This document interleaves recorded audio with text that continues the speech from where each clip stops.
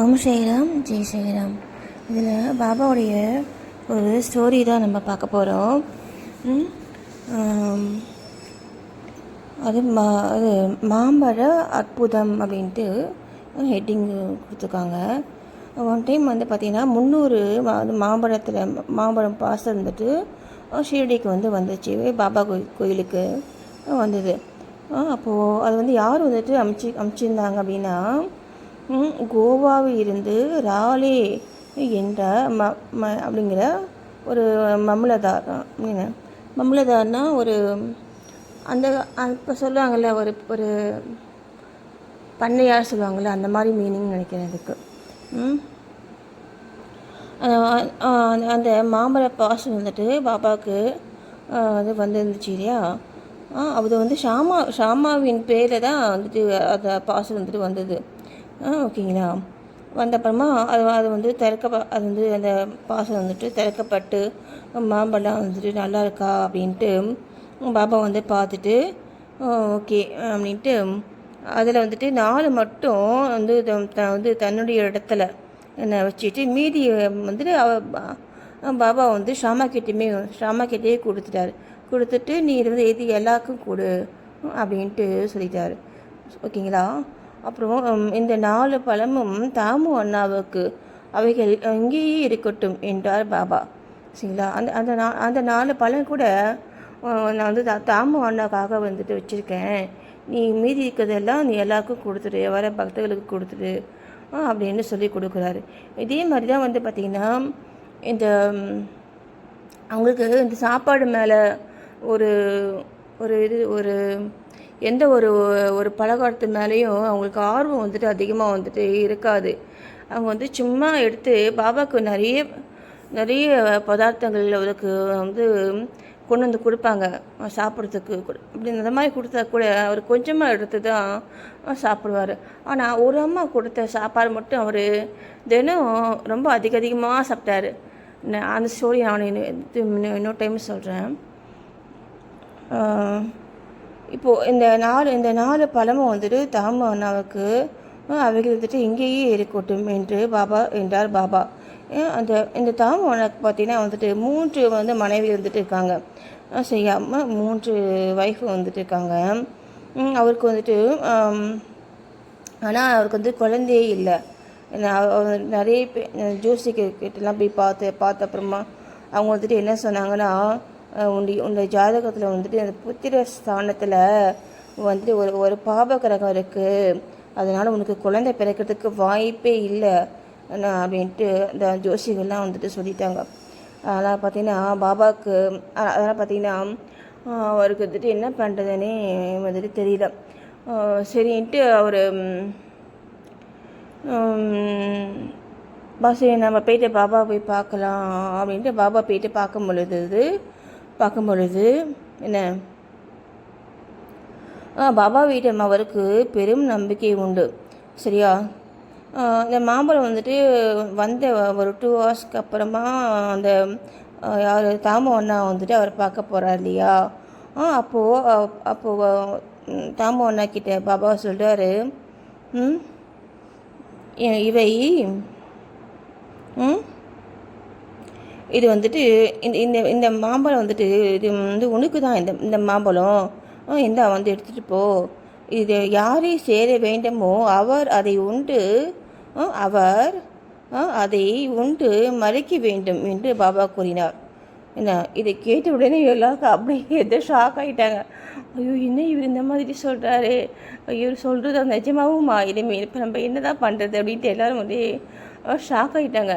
ஏன்னா மறைக்க வேண்டும் அப்படின்னு சொன்னவன் பார்த்தீங்கன்னா இது இறக்குறதுக்கு தானே சொல்லுவாங்க. இன்னும் இவர் இந்த மாதிரி சொல்லிட்டாரு அப்படின்ட்டு அப்படி எல்லோரும் ஷாக்காகி நிற்கிறாங்க. இப்போ பார்த்திங்கன்னா அந்த மகள்சாபதி இருக்கா இல்லையா, மகள்சாபதி அப்படிங்கிறவர் தான் அந்த கண்டோபா பூசாரி அவர். சரியா. அவர் தான் ஃபஸ்ட்டு பாபாவுக்கு ஷாயிங்க பேர் வச்சவர் அவர் தான்.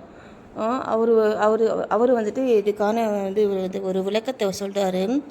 என்ன விளக்கம் அப்படின்னா, சாவு என்பது தான் என்கிற அகங்கார சாவு. சரிங்களா. அது பாபாவின் திருவடிகளில் நிகழ்வது ஒரு ஆசையே ஆகும். ஓகேங்களா அப்படின்னு சொல்கிறாங்க. சாவு அப்படிங்கிறது பார்த்தீங்கன்னா அகங்கார சாவு, தான் தான் அப்படிங்கிற அந்த ஒரு அகங்கார சாவு. அப்புறம் பார்த்தீங்கன்னா அதுக்கப்புறமா வந்து மனம் தெளிந்து தம் பழத்தை வாங்கி சாப்பிடுவதற்காக வந்து சாப்பிட்றேன் அப்படின்ட்டு அவர்கிட்டேருந்து தாமுவண்ணா வந்துட்டு பாபா கிட்டேருந்து மாம்பழத்தை வந்து வாங்குறாரு. அப்போது பாபா சொல்கிறாரு, நீயே திண்டு விடாதே, உன் இளைய மனைவிக்கும் இவைகளை கொடு. அப்போ அவருக்கு வந்து ஃபஸ்ட்டு வந்துட்டு இதில் வந்து 2 வயசு தான் வந்துட்டு இருந்தாங்க. இப்போ குழந்தை வேணும் அப்படின்ட்டு போய் பார்க்கும் பொழுது இன்னொரு ஒய்ஃபையும் ஒரு சின்ன ஒரு இந்த இளைய மனைவியும் சொல்லுவாங்கள்ல, அது மாதிரி இன்னொரு பொண்ணை வந்து ஒரு கல்யாணம் பண்ணிவிட்டு குழந்தை வேணும் அப்படின்றதுக்காக என்ன அவர் வந்துட்டு கல்யாணம் பண்ணிவிட்டு அதுக்கப்புறமா தான் ஜோசிகிட்ட போய் பார்க்கும் பொழுது உனக்கு புத்திர பாக்கியமே இல்லை அப்படின்னு சொல்லிட்டாங்க. ஐயோ இப்போ வந்து நம்ம போய் பாபா போய் பார்த்துட்டு வரலாம் அப்படின்ட்டு அவர் பாபா வந்து பார்க்குறாரு. அப்புறம் தான் பாபா சொல்கிறாரு, இந்த மாம்பழத்தை நீயே திண்டி விடாதே, உன் இளைய மனைவிக்கும் இவைகளை கொடு. இந்த மாம்பழ அற்புதம் அவளுக்கு 4 மகன்களையும் 4 மகள்களையும் கொடுக்கும். காலப்போக்கில் பாபாவின் மொழிகளே உண்மையாயின, ஜோசிகளுடையது அல்ல என்றும் அறியப்பட்டது. சரிங்களா? இது வந்து பார்த்திங்கன்னா அது உண்மைதான். நம்ம ஜோசியம் வந்து பார்க்கக்கூடாதுங்க. ஜோசியை வந்து பார்த்தோன்னா அது பாபாவுடைய டியூட்டிஸ் வந்துட்டு அந்த அவரை வந்துட்டு ஒரு அவமதிக்கிறதா அவர் நினைப்பார். ஏன்னா அவர்கிட்ட இருக்கக்கூடிய நம்பிக்கை தான் அவரை வந்து செயல்படுத்துங்க, இல்லைங்களா? அவர்கிட்ட இருக்கக்கூடிய நம்பிக்கை தான் அவரை செயல்படுத்தும். நீங்கள் போய் கூட நான் சொல்லிக்கல முன்னாடியே, எந்த ஒரு பெரிய விஷயத்துக்கும் ஒரு பெரிய வந்து ஒரு உயர்ந்த பொருளுக்கும் அதுக்கான அங்கீகாரத்தை நம்ம கொடுக்கும் பொழுது தான் அதை வந்துட்டு தான் யார் அப்படிங்கிறத அது வந்து வெளியே வந்து தெரியப்படுத்திக்கும், இல்லையா? நான் சொல்லிக்கல இதெல்லாம் ஃபஸ்ட்டு பாருங்கள். அப்புறம் அப்போ பாருங்கள், அவருக்கு வந்துட்டு இந்த குழந்தைகள் வந்து பாருங்கள், எத்தனை குழந்தைகள் வந்துட்டு அவருக்கு வந்து பிறந்திருக்காங்க பாருங்கள். அப்போது ஜோசியை வந்துட்டு நம்ம வந்து பார்க்குறதுக்கு வேஸ்ட்டு. ஏன்னா ஜோசியங்கள் வந்துட்டு அதே மாதிரி தான் ஒரு பையன் வந்துட்டு டாக்டருக்கு படிக்கணும் அப்படின்ட்டு படிச்சுட்டு இருப்பான். அவனுக்கு எந்த வருஷம் அவனுக்கு சீட் கிடைக்காது அப்படின்ட்டு ஜோசியெல்லாம் சொல்லிட்டாங்க. அப்போது வந்துட்டு அந்த அம்மா வந்துட்டு போயிட்டு பாபாவிட்ட போய் பார்க்கும் பொழுது இந்த மாதிரி சொல்கிறாங்க, பாபா இந்த மாதிரி வந்துட்டு சொல்கிறாங்க இந்த ஜோசிகர்லாம், இந்த வருஷம் அவனுக்கு சீட்டு கிடைக்காதுன்னு சொல்கிறாங்க. நாங்கள் வந்துட்டு அதெல்லாம் வந்துட்டு என்ன பண்ணுறதுன்னு தெரியல. இன்னும் வந்துட்டு அந்த 1 இயர் வந்துட்டு இருந்து அதுக்கப்புறமா நம்ம வந்துட்டு அந்த அவனுக்கு வந்து இன்னும் 1 இயர் வந்து படிக்க சொல்லலாமா தம்பியை அப்படின்ட்டு போய் கேட்குறாங்க. அப்போது பாபா சொல்கிறாரு, அதெல்லாம் வேண்டாம், நீ இப்பயே அவனுக்கு சீட்டு கிடைக்கும். அதனால் மனம் தளராமல் முழு இது ஒரு முயற்சியாக அவனை வந்து படிக்க சொல்லு அப்படின்ட்டு அவர் சொல்கிறாரு. அதே மாதிரி அவனுக்கு அந்த வருஷமே அவனுக்கு வந்துட்டு அந்த மெடிக்கல் சீட்டு வந்து கிடச்சிருச்சு. சரிங்களா? அது மாதிரி நம்ம அவரை நம்பணுங்க. அவர் நம்பினா போதும், அவர் எல்லாமே செய்வார். அவர் வேறு எதுவுமே வந்து வேலை செய்யாது. பாபாவுடைய பக்தர்களுக்கு எதுவுமே வேலை செய்யாது, எதுவுமே. சரிங்களா? அந்த சாஸ்திர சம்பிரதாயங்கள், அப்புறம் என்ன இந்த ஜோசியம், அப்புறம் என்ன சடங்கு முறைகள், என்னங்க இதெல்லாம் இந்த மாதிரி விஷயங்கள் எதுவுமே வந்து அவர்கிட்ட வேலை செய்யாது. சரிங்களா? எதுவுமே வேலை செய்யாது என்ன. ஆனால் நம்ம அதிலேயே ஊறி பழகிட்டோம்ல. இப்போ எனக்கு கூட எதுவும் தோணுச்சு, வந்து இந்த சடங்கு முறைகளில் நீ வந்து சாஸ்திர சம்பிரதாயங்களை நீ பார்க்காத, நீ ஃபாலோ பண்ணாத அப்படின்னு கூட எனக்கு தோணுச்சு. நானும் வந்து பெரிய வந்து ஒரு அளவில் நான் அதெல்லாம் பார்க்குறதில்ல.